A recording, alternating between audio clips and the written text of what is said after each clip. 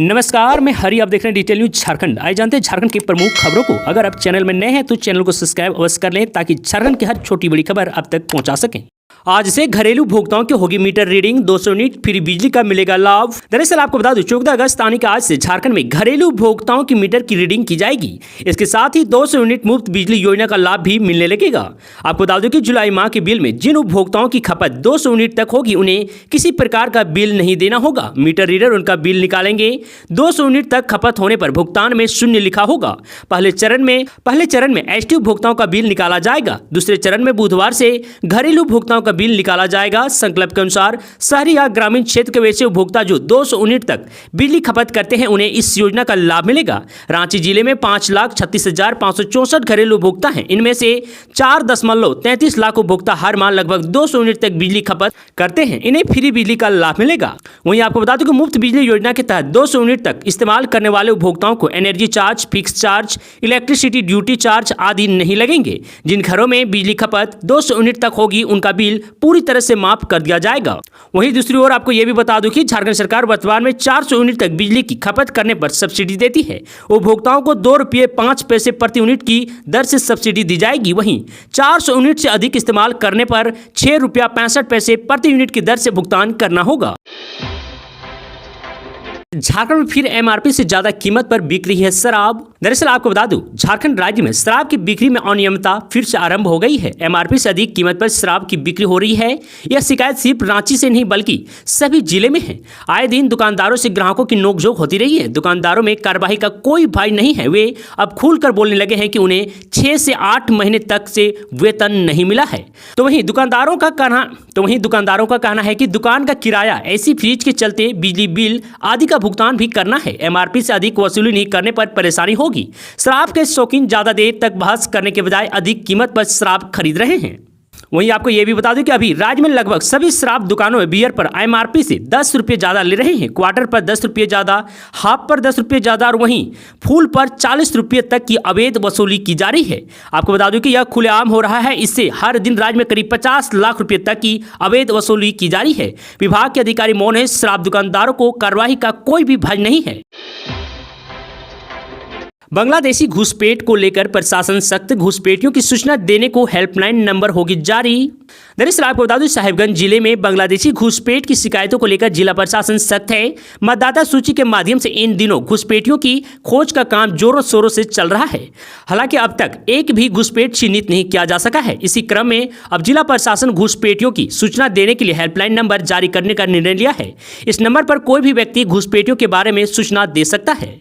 आपको बता दूं शिकायत करने वाले की पहचान गुप्त रहेगी। शिकायतों की जिला प्रशासन अपने स्तर से जांच कराएगा। अगर शिकायत सही निकले तो घुसपैठियों पर कानूनी कार्रवाई की जाएगी। वहीं आपको यह भी बता दूं कि झारखंड हाईकोर्ट ने डेनियल दानिश द्वारा 2022 में दर्ज एक याचिका की सुनवाई करते हुए 3 जुलाई 2024 को संथाल परगना के सभी उपायुक्तों को घुसपैठियों को चिन्हित कर उन्हें वापस भेजने की कार्रवाई करने को कहा है। इसी बीच भाजपा ने भी जिले के कुछ मतदाताओं केंद्रों की मतदाता सूची में मतदाताओं की संख्या में अप्रत्याशित वृद्धि की शिकायत चुनाव आयोग से की है। आज राजधानी समेत कई जिलों में हो सकती है भारी बारिश। दरअसल आपको बता दूं मौसम केंद्र ने पूर्वानुमान किया है कि 14 अगस्त यानी कि आज राजधानी के कुछ इलाकों में भारी बारिश हो सकती है। राजधानी के साथ साथ खूंटी, सिमडेगा, गुमला, लोहरदगा और लातेहार में भारी बारिश को लेकर येलो अलर्ट जारी किया गया है। शेष जिलों में हल्की बारिश हो सकती है। आकाश में बादल छाए रहेंगे। वहीं 15 अगस्त को लेकर लातेहार, लोहरदगा, गुमला, सिमडेगा व सिंहभूम में कई स्थानों पर भारी बारिश हो सकती है। वहीं 18 अगस्त को संथाल परगना के कुछ हिस्सों में भारी बारिश का अनुमान है। इधर मंगलवार को भी राजधानी में भारी बारिश हुई है। आपको बता दूं राज्य में मानसून सक्रिय है। इसका सबसे अधिक असर बोकारो जिले के आसपास दिखा है। बोकारो के चंद्रपुरा में करीब 87 mm बारिश हुई है। वहीं हजारीबाग में 64, रांची के बुढ़मू में 52 व गोविंदपुर में करीब 48 mm के आसपास बारिश हुई है। झारखंड फॉरेस्ट रेंज ऑफिसर भर्ती के लिए आवेदन तिथि 30 अगस्त तक के लिए बढ़ा दी गई है। आपको बता दो झारखंड पब्लिक सर्विसेज कमीशन यानी कि जेपीएससी की ओर से वन क्षेत्र पदाधिकारी पदों पर भर्ती निकाली गई है, जिसके लिए आवेदन की लास्ट डेट 10 अगस्त निर्धारित की गई थी, जिसे अब बढ़ाकर 30 अगस्त तक के लिए कर दिया गया है। आपको बता दूं इसके साथ ही एप्लीकेशन फीस जमा करने की अंतिम तिथि को 2 सितंबर तक बढ़ाया गया है। आपको बता दूं कि जो भी अभ्यर्थी इस भर्ती में शामिल होने के लिए तय तिथि में आवेदन नहीं कर सके थे, वे अब निर्धारित तिथि तक ऑनलाइन माध्यम से जेपीएससी की ऑफिशियल वेबसाइट jpsc.government.in पर जाकर फॉर्म भर सकते हैं। आपको बता दें इस भर्ती में आवेदन के लिए अभ्यर्थी ने मान्यता प्राप्त विश्वविद्यालय से कृषि अभियांत्रिकी, पशुपालन व पशु चिकित्सक विज्ञान, वनस्पति शास्त्र, रसायन विज्ञान, वानिकी, भूभर्ग शास्त्र, गणित, भौतिकी, सांख्यिकी, जंतु विज्ञान, पर्यावरण विज्ञान में से किसी एक विषय में स्नातक या संबंधित विषय में प्रतिष्ठा अथवा सिविल, मैकेनिकल एवं केमिकल में इंजीनियरिंग डिग्री प्राप्त की हो वो आवेदन कर सकते हैं। आपको बता दें इस भर्ती में आवेदन के लिए अभ्यर्थी की न्यूनतम आयु 21 वर्ष से कम और अधिकतम आयु 35 वर्ष से ज़्यादा नहीं होनी चाहिए। वहीं आपको बता दूं कि इसकी परीक्षा 22 सितंबर 2024 को आयोजित की जाएगी। परीक्षा की टाइमिंग सुबह 10 बजे से दोपहर 12 बजे तक रहेगी।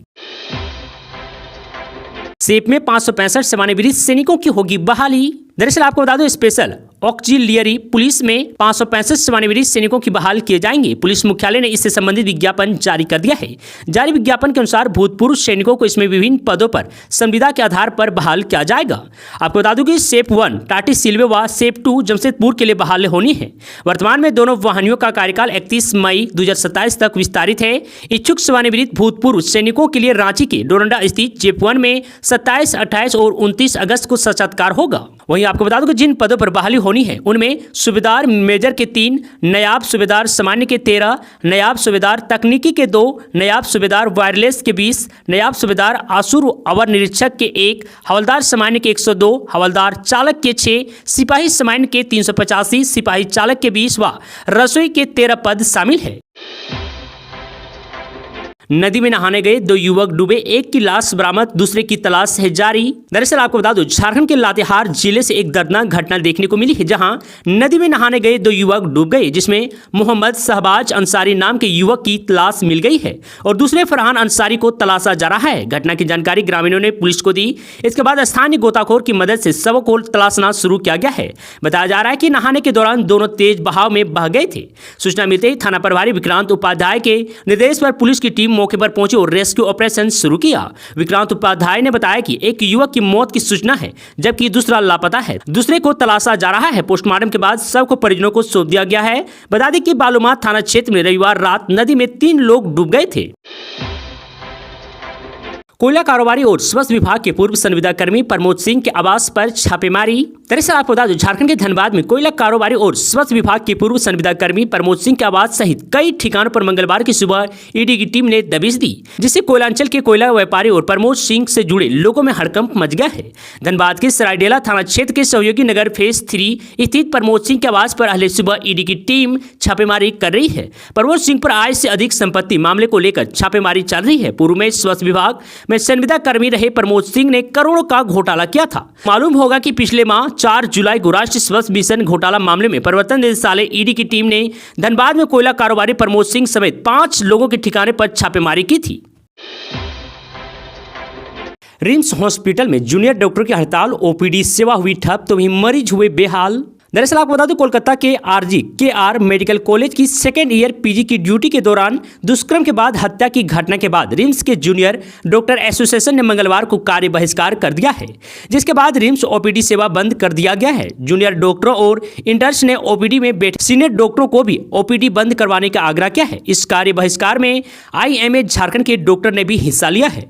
आपको बता दूं इसके बाद सभी सीनियर व जूनियर डॉक्टर रिम्स में रेमेंशन हालात में एकजुट हुए और डॉक्टरों की सुरक्षा व कोलकाता में हुई दुर्घटना को आरोपी की सजा दिलाने को लेकर नारेबाजी की है। आपको बता दें इसी बीच डॉक्टरों ने रिम्स की सुरक्षा पर भी सवाल उठाया और प्रबंधन को मांग पत्र सौंपा है, जिसमें रिम्स अस्पताल से लेकर हॉस्पिटल तक की सुरक्षा बढ़ाने को कहा गया है। इसके साथ ही अन्य मूलभूत सुविधाओं को दुरुस्त करने का आग्रह किया गया है। वहीं आपको बता दूं कि कोलकाता में हुई घटना को लेकर पूरे देश में डॉक्टर के बीच रोष है, जिसके बाद मंगलवार को डॉक्टरों की सुरक्षा व अन्य की मांग को लेकर रिम्स सहित राज्य के सभी मेडिकल कॉलेज में ओपीडी सेवा ठप कर दी गई है। वहीं अब डॉक्टरों की मांग है कि निष्पक्ष और गहन जांच के लिए मामले को तत्काल CBI को हस्तांतरित किया जाए। दूसरा मांग है डॉक्टरों के लिए सुरक्षा कार्यस्थल सुनिश्चित करने के लिए केंद्र सुरक्षा अधिनियम लागू किया जाए। तीसरी मांग है पूरे कॉलेज और अस्पताल परिसर को कवर करने वाले पूरी तरह कार्यात्मक CCTV कैमरे लगाए जाए। और चौथी मांग है पूरे परिसर और अस्पताल में 24 घंटे सुरक्षा गार्ड की व्यवस्था हो। पांचवी मांग है कॉलेज परिसर में कार्यात्मक स्ट्रीट लैंप लगाई जाए। बांग्लादेशी घुसपैठिए जेएमएम के वोटर से उन्हें बचा रही है सोरेन सरकार, बीजेपी का बड़ा आरोप। दरअसल आपको बता दूं, झारखंड में बीजेपी ने हेमंत सोरेन सरकार पर बड़ा हमला बोला है। विधानसभा में नेता प्रतिपक्ष अमर कुमार बावरी ने बड़ा आरोप लगाते हुए कहा कि जेएमएम सरकार बांग्लादेशी घुसपैठिए से वोट बैंक लेकर उन्हें संरक्षण देती है। बीजेपी नेता ने कहा कि बांग्लादेशी घुसपैठिए झामुमो के मतदाता बन गए हैं और यह वोट बैंक झारखंड और भारत के लोगों को संसाधनों का दुरुपयोग कर रहा है। सिर्फ इसी वोट बैंक को बचाने के लिए झारखंड सरकार सच्चाई नहीं देख पा रही है। आपको बता दो, इतना ही नहीं, बीजेपी नेता ने आगे कहा कि एक दिन आएगा जब वे समझेंगे। राज्य सरकार का कहना है कि प्रदेश में घुसपैठियों का एक भी केस नहीं है। इस पर अमर बावरी ने कहा कि ये झूठा सरकार है। सोरेन की सरकार ने खुद हाई कोर्ट में एफिडेविट देकर स्वीकार किया है कि यहाँ बांग्लादेशी घुसपैठिए हैं और उन्हीं की शिनाख्त की जा रही है। कुछ को चिन्हित कर लिया गया है और कुछ को चिन्हित किया जाना बाकी है। तो वहीं झारखंड नेता प्रतिपक्ष ने कहा कि कुल मिलाकर बात यह है कि बांग्लादेशी घुसपैठिए मुख्य रूप से झारखंड मुक्ति मोर्चा के वोटर्स बन गए हैं। उस वोट बैंक को किसी चीज की जरूरत नहीं है, ना सड़क चाहिए, ना नौकरी चाहिए और ना बिजली चाहिए और ना ही उन्हें रहने के लिए घर चाहिए। ये वोट बैंक बांग्लादेशी घुसपैठिए एक दिमक की तरह भारत के संसाधनों को चट कर रहा है और खुद को पुष्ट कर रहा है। और वहीं अमर कुमार बावरी ने कहा कि बांग्लादेशी घुसपैठियों के प्रेम में राज्य सरकार ने यह नहीं देख पा रही है कि आदिवासी अस्मिता खतरे में आ गई है। पूरे प्रदेश में आदिवासी समुदाय के संसाधनों का इस्तेमाल अब बांग्लादेशी घुसपैठिए कर रहे हैं। यह बात सरकार को नहीं दिख रही है, लेकिन एक दिन जरूर समझ में आएगा।